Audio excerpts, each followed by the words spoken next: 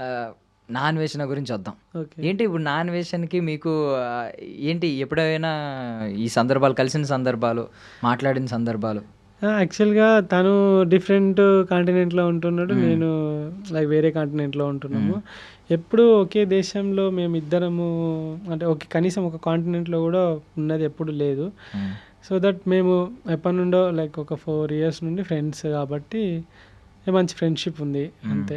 Friendship అంతే nothing ఇంకేం లేవు. హ్మ్. బట్ ఒక మంచి లైక్ మంచిగా అభిమానిస్తాడు. సో నేను చేసే రైడ్ ఏదైతే ఉందో తను దానికి రెస్పెక్ట్ ఇస్తాడు. సో దట్ చూస్తాడు తను వ్యూస్ కోసం గాకుండా, ఏదో పైసల కోసం గాకుండా జెన్యూన్‌గా ఈ అబ్బాయి చేస్తున్నాడు. హ్మ్. సో అని జెప్పేసి తను అప్రిషియేట్ జేస్తాడు. హ్మ్. యాహ్! యాహ్! ఓకే. మనోడు జర్నీ మీకెలా అనిపిస్తా ఉంటది? మనోడు కూడా చాలా ఐ మీన్ ఒక ఫెయిల్యూర్ నుంచి స్టార్ట్ అయ్యాడు. ఎళ్ళాడు. యాహ్! ఎళ్ళిన తర్వాత కాపోతే ఐ మీన్ డిఫరెంట్ కొత్త జానర్స్ మనోడు కూడా ఎక్స్‌ప్లోర్ చేసి మీరైతే స్టిక్ ఆన్ అయ్యారు ఒకదానికి. అవునవును. స్టిక్ ఆన్ అయ్యి ఎళ్తున్నారు. మనోడు అవసరమైతే కాంట్రోవర్సీలు లేవనెత్తుతా ఉంటాడు. వాళ్ళని వీళ్ళని తిడతాడు. బూతులు మాట్లాడుతూ ఉంటాడు.